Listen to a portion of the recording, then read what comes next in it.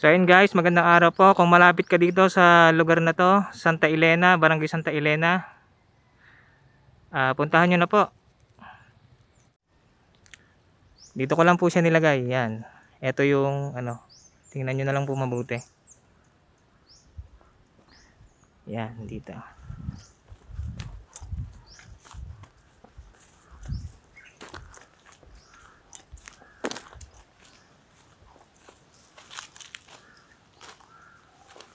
Yan, dito lang po sa area na to.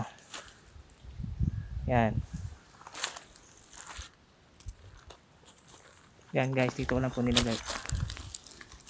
Tinakloban ko ng bato kasi may mga nag-aabang na. Ito.